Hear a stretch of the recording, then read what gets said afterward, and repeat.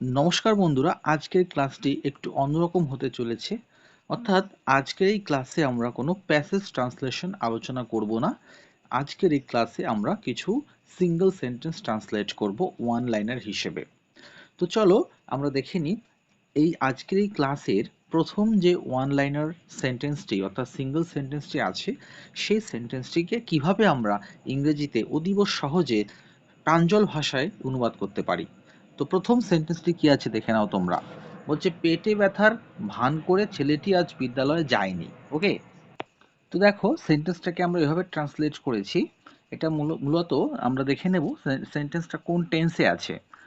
সেন্টেন্সটি basically simple past টেন্সে আছে, অর্থাৎ সাবজেক্ট প্লাস ভার্বের 2 নম্বর ফর্ম প্লাস অবজেক্ট, এই স্ট্রাকচারে যাবে। তো দেখো এই স্ট্রাকচার অনুসারে কিভাবে আমরা সেন্টেন্সটি ট্রান্সলেশন করতে পারি। এখানে সাবজেক্ট হচ্ছে দ্য বয় অর্থাৎ ছেলেটি। This one is the subject of this sentence. তাহলে আমরা বসালাম দ্য বয়। এবার দেখো সেন্টেন্সটি নেগেটিভে আছে, যায়নি। তাহলে ডিড নট গো। আমরা জানি সিম্পল পাস্টের নেগেটিভ করতে গেলে ডিড নট প্লাস ভার্বের বেস ফর্ম ইউজ করতে হয়, টু স্কুল। আচ্ছা, এবার দেখো পেটে ব্যথার ভান করে, এই ভান করে ইংরেজি হচ্ছে অন দ্য প্রিটেক্সট অফ। কি বললাম? অন দ্য প্রিটেক্সট অফ, অর্থাৎ কোনো কিছু ভান করে, কোনো ফলস রিজন দেখিয়ে কোনো কিছু না করা, ঠিক আছে, কোনো ফলস রিজন দেখানো, সেটাকে বলে ভান করা, অর্থাৎ অন দ্য প্রিটেক্সট অফ। পেটে ব্যথা ইংরেজি কি? স্টোম্যাক এক। স্টোম্যাক পেইন নয় কিন্তু, স্টোম্যাক এক এক। ওকে, যেমন হেড এক, মাথা ব্যথা টো এক, পায়ে ব্যথা মানে পায়ের পাতায় ব্যথা টো, টিওই টো এক, স্টোম্যাক এক, ঠিক আছে। তো এক কথার অর্থ হচ্ছে তোমার ব্যথা। এই এক কথাটাকে কিন্তু আমরা ভার্ব হিসেবেও ইউজ করতে পারি। যেমন এ সি এইচ ই, শব্দটি হচ্ছে এ সি এইচ ই, এটা কিন্তু ভার্ব হিসেবেও তুমি ইউজ করতে পারো। যেমন তুমি বলতে পারো, যেমন মাই হেড ইজ একিং, অর্থাৎ আমার মাথা যন্ত্রণা করছে। একিং অর্থাৎ এক ভার্বের সাথে আমরা আইএনজি অ্যাড করলাম। চলো দেখে নেওয়া যাক পরের সেন্টেন্সটি। বলছে দরিদ্র কিন্তু মেধাবী ছাত্রছাত্রীদের পরীক্ষার ফিস স্কুল কর্তৃপক্ষ মকুব করে দিলেন। ওকে, তো দেখো এখানে আমাকে জানতে হবে এটা কোন টেন্সে আছে। এই সেন্টেন্সটি এটা সিম্পল পাস্ট টেন্সে আছে। সিম্পল পাস্ট টেন্সে আছে, subject plus V two plus object এই স্ট্রাকচারে আসবে। ওকে, দেখো তো এটাকে আমরা কিভাবে ট্রান্সলেট করব। দেখো দ্য পুয়ার, এটা আমরা প্যাসিভে করব। হ্যাঁ, সেন্টেন্সটা প্যাসিভে করব, অর্থাৎ অবজেক্টটাকে আগে নেব। এখানে দেখো দরিদ্র কিন্তু মেধাবী ছাত্রছাত্রী এরা হচ্ছে অবজেক্ট, স্কুল কর্তৃপক্ষ হচ্ছে সাবজেক্ট। তাই প্যাসিভে যদি করে থাকি, প্যাসিভ স্ট্রাকচার যদি নিয়ে থাকি, তাহলে কি হবে? প্রথমে অবজেক্ট বসাবো। তাহলে দ্য পুয়ার, দরিদ্র কিন্তু মেধাবী, the poor but meritorious students. কি বললাম? দ্য পুয়ার বাট মেরিটোরিয়াস, গরিব কিন্তু মেধাবী, মেরিটোরিয়াস মানে মেধাবী। The poor but meritorious students, পুরোটা হচ্ছে অবজেক্ট। অবজেক্টের পরে আমরা ওয়াজ ওয়্যার বসাই। এখানে আমরা অবজেক্ট দেখতে পাচ্ছি প্লুরালে আছে, তাই জন্য আমরা ওয়্যার বসাবো, ওয়্যার। এবার দেখো ভার্ব হচ্ছে মুকুব করা। কি করা? মুকুব করা। এই মুকুব করা ইংরেজি হচ্ছে এক্সেম্পট, ই এক্স। ওকে, ই। তো দেখো আমরা কি লিখলাম? The poor but meritorious students were exempted, অর্থাৎ ভার্বের 3 নম্বর ফর্ম। এক্সেম্পটেড হচ্ছে ভার্বের 3rd number form, exempted. Okay, the poor but meritorious students were exempted. তারপর দেখো কি আছে? এক্সেম্পটেড এর পরে আমরা কি লিখি? ফ্রম লিখি। এক্সেম্পটেড ফ্রম হয় appropriate preposition. Exempted from paying examination fees, exempted from paying examination fees by the school authority, examination fees by the school authority. ওকে, আশা করি তোমরা বুঝতে পেরেছো সেন্টেন্সটা। দেখে নাও সেন্টেন্সটা, পুরো সেন্টেন্সটা দেখাই। দরিদ্র কিন্তু মেধাবী ছাত্রছাত্রীদের পরীক্ষার ফিস স্কুল কর্তৃপক্ষ মুকুব করে দিলেন। তাহলে দেখো the poor but meritorious students are exempted from paying examination fees by the school authority. চলো আমরা দেখে নেব পরবর্তী সেন্টেন্সটি। নেক্সট সেন্টেন্স দেখো রয়েছে, সমস্ত গ্রাম জুড়ে রহিমের সম্পর্কে একটি গুজব ছড়ানোর কারণে সে তার বন্ধুর প্রতি ক্ষুব্ধ হয়ে আছে। দেখো এটা কিন্তু সিম্পল প্রেজেন্ট টেন্সে করব একটা পার্ট, ঠিক আছে। দেখো প্রথমে আমরা নেব যে রহিম তার বন্ধুর প্রতি, অর্থাৎ সে, এখানে সে বলতে রহিম, অর্থাৎ রহিম তার বন্ধুর প্রতি ক্ষুব্ধ হয়ে আছে, এই পার্টটুকু আগে নেব। এই part, this part should be taken at the beginning of the sentence. তো দেখো আমরা লিখতে পারি এইভাবে যে রহিম রহিম বিয়ার্স গ্র্যাচ, গ্র্যাচ মানে কি ক্ষোভ, অথবা রহিম হ্যাজ এ গ্র্যাচ, গ্র্যাচ মানে হচ্ছে ক্ষোভ, GRUD গ্র্যাচ মানে হচ্ছে ক্ষোভ। তাহলে কি লিখলাম, রহিম বিয়ার্স অথবা হ্যাজ আ গ্র্যাচ এগেইনস্ট, কার বিরুদ্ধে, না তার বন্ধুর বিরুদ্ধে। রহিম বিয়ার্স, গ্র্যাচের পরে এগেইনস্ট হয়, রহিম বিয়ার্স অথবা has a grudge against his friend, তার বন্ধুর বিরুদ্ধে, এগেইনস্ট হিজ ফ্রেন্ড কি কারণে বলতো, ফর ফর দেখো তার বন্ধু একটা গুজব ছড়িয়েছে তার সম্পর্কে, সমস্ত গ্রাম জুড়ে রহিমের সম্পর্কে একটু গুজব ছড়িয়েছে সে। তাহলে এরকম লিখতে পারি, দেখো তো, স্প্রেড মানে ছড়ানো, তাহলে লিখতে পারি for spreading a rumour, for spreading a rumor, RUMOUR, rumor about him throughout the village, about him throughout the village, throughout মানে সমগ্র গ্রাম ধরে, কোনো কিছু ধরে অর্থে আমরা throughout কথাটা ইউজ করি, throughout the village অর্থাৎ সমগ্র ভিলেজ, ঠিক আছে, throughout the village সারা গ্রাম জুড়ে আর কি, বা ইন দ্য ভিলেজও করতে পারো, ইন দ্য ভিলেজ। ওকে, দেখো নেক্সট সেন্টেন্সটি কি আছে দেখে নেব আমরা। পরবর্তী সেন্টেন্সটি দেখো, ফ্রান্সের এক প্রদেশে এক ন্যায়নিষ্ঠ ডিউক তার ভাইয়ের দ্বারা আর্ডেন বনভূমিতে নির্বাসিত হয়েছিলেন। ফ্রান্সের এক প্রদেশে এক ন্যায়নিষ্ঠ ডিউক তার ভাইয়ের দ্বারা আর্ডেন বনভূমিতে নির্বাসিত হয়েছিলেন।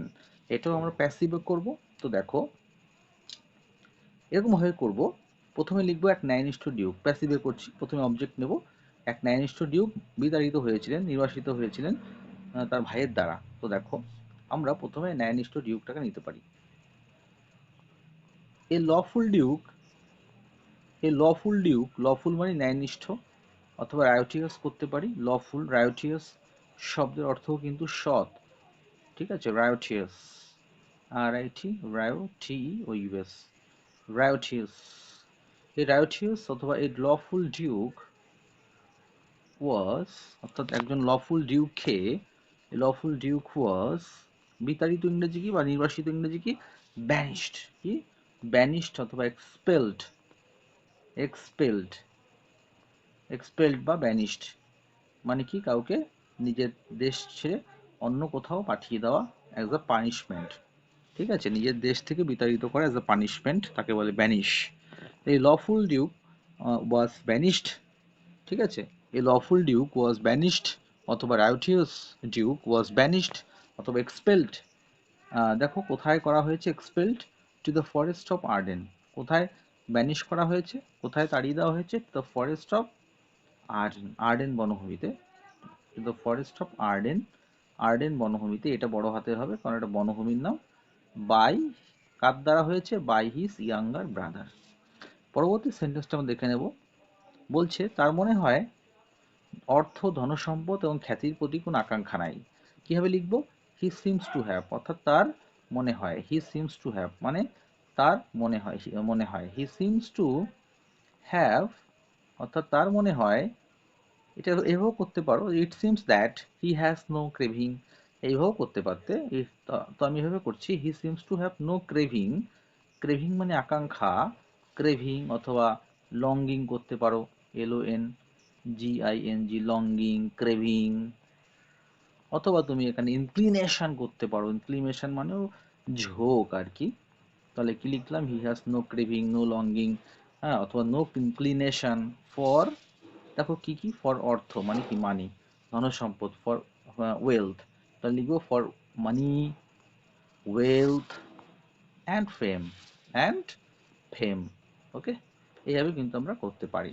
ওকে, এখানে শিখলাম আমরা নতুন দুটো শব্দ, সেটা হচ্ছে ক্রেভিং, ক্রেভিং মানে আকাঙ্ক্ষা, কি বললাম, ক্রেভিং অথবা লঙ্গিং ফর, ক্রেভিং ফর, এতে পরে ফর বসে, দেখো ফর বসেছে, craving for, longing for, inclination for, এগুলোর পরে সবসময় ফর বসে। পরের সেন্টেন্সটা দেখো, ঊনবিংশ শতাব্দীর প্রারম্ভে সমাজ সংস্কারের বিষয়ে এখানে এই পার্টটা কেটে যাবে, দেখো এই পার্টটা একটু মডিফিকেশন দরকার আছে, বিশ্বের জন্য এই পার্টটা কেটে দাও। ঊনবিংশ শতাব্দীর প্রারম্ভে সমাজ সংস্কারের বিষয়ে বিদ্যাসাগরের জুড়িমেলা ভার। কিভাবে করব আমরা বিদ্যাসাগরের জুড়িমেলা ভার? এই জুড়িমেলা ভার কিভাবে করতে পারি ধরনের ট্রান্সলেশন আমরা জুড়িমেলা ভার। তো দেখো কিভাবে করব, এভাবে করতে পারি। At the onset of, at the onset মানে কি একদম শুরুতে, ঠিক আছে? অ্যাট দ্য অনসেট মানে প্রারম্ভে, তাহলে ওই কথা আগে নেব। At the onset of, onset of 19th century, at the onset of 19th century অর্থাৎ 19th century শুরুতে, at the onset of 19th century কমা কমা দেখো বিদ্যাসাগর, বিদ্যাসাগর লিখবে এবারে, বিদ্যাসাগরের জুড়িমেলা ভার ছিল, তাই তো? তাহলে এইভাবে লিখবো, বিদ্যাসাগর হ্যাড নো রাইভাল, অর্থাৎ বিদ্যাসাগরের কোনো রাইভাল ছিল না। রাইভাল মানে কি প্রতিদ্বন্দ্বী, মানে তিনি একাই আর কি ছিলেন সে সময়, তার সমকক্ষ কেউ ছিলেন না। ইন সোশ্যাল রিফর্মস বা in social reformation, social reformation, reformation, ঠিক আছে? বুঝতে পেরেছো আশা করি, রিফরমেশন মানে সংস্কার, তোমরা বুঝতে পেরেছো আশা করি। অথবা দেখো এটাকে এরকমভাবে করতে পারতে, at the onset of 19th century Vidyasagar was unparalleled, unparalleled, unparalleled মানেও কিন্তু যার কোনো প্যারাল নেই, যার সমকক্ষ নেই আর কি, ঠিক আছে? পরের সেন্টেন্সে দেখে নাও, বলছে পিতা তার ছেলের দোষ শুনতে নারাজ, পিতা তার ছেলের দোষ শুনতে চান না। তাহলে কি লিখবো দেখো তো, এই তোমরা হয়তো অনেকভাবে করবে, আমি একভাবে করে দিচ্ছি দেখো। দ্য ফাদার অর্থাৎ পিতাটি, দ্য ফাদার অর্থাৎ পিতাটি, the father is deaf, the father is deaf, deaf to his sons fault, sons fault. তাহলে কি হবে দেখো, এখানে আমরা কি শিখলাম যে ডিফ টু কখন ইউজ করবো। ডিফ অ্যাকচুয়ালি ডিপ মানে বধির, কিন্তু ডিপ টু মানে হচ্ছে কিছু শুনেও না শোনার ভান করা, শুনতে চাইছে না। আর ডিফ অফ মানে সত্যি সত্যি কানে বধির, যেমন ব্লাইন্ড টুর মতো। ব্লাইন্ড টু মানে কি, যে দেখেও না দেখার ভান করা, কিন্তু ব্লাইন্ড অফ মানে সত্যি সত্যি অন্ধ। ঠিক তেমনি করে ডিফ অফ মানে সত্যি সত্যি বধির, কিন্তু ডিফ টু মানে হচ্ছে শুনেও শুনতে চাইছেন না। পরের সেন্টেন্সটা দেখে নেব, আমি বরং না খেয়ে থাকবো তবু চুরি করব না। এখানে আমরা প্রেফারেন্স দেখতে পাচ্ছি, প্রেফারেন্স আছে, দুটি অপশন আছে, একটা হচ্ছে না খেয়ে থাকা আর একটা হচ্ছে চুরি করা। অর্থাৎ একটা আছে স্টার্ভ, না খেয়ে থাকা, একটা ভার্ব আছে স্টার্ভ, একটা ভার্ব আছে স্টিল, এই দুটোর মধ্যে প্রেফারেন্স এরকম থাকলে আমরা উড রাদার দিয়ে করব, ঠিক আছে? এরকম থাকলে আমরা কি করব, উড রাদার দিয়ে করব। তাহলে কি লিখবো দেখো, আই উড রাদার, তারপরে ফার্স্ট ভার্বটা লিখবো starve, I would rather starve, তারপরে কি বসাবো দেন, তারপরে আমরা সেকেন্ড ভার্বটা বসাবো। সেকেন্ড ভার্ব কি আছে, steal. I would rather, I would rather starve than steal, অর্থাৎ চুরি করব আমি, সরি আমি না খেয়ে থাকবো তবু চুরি করব না। ওকে, তো দেখো আজকে, আজকের যে ক্লাসে আমরা কি কি শিখলাম তোমরা নোট ডাউন করে নেবে, এবং বেশ সুন্দর সুন্দর ওয়ান লাইনার সেন্টেন্স আমরা এই ক্লাসে শিখতে পারলাম। তো আজকের ভিডিওটি এখানেই আমি সমাপ্ত করব। যদি তোমাদের ক্লাসটি ভালো লেগে থাকে অবশ্যই চ্যানেলটা সাবস্ক্রাইব করতে ভুলে যেও না, কারণ একটা ভিডিও তৈরি করতে অনেকটা এফোর্ট দিতে হয় তোমরা জানো। তো তোমাদের একটা সাবস্ক্রাইব, একটা লাইক, একটা শেয়ার তোমাকে আরও ভিডিও করতে অনুপ্রাণিত, উৎসাহিত করবে। তো thank you for watching this video, সবাই ভালো থাকো।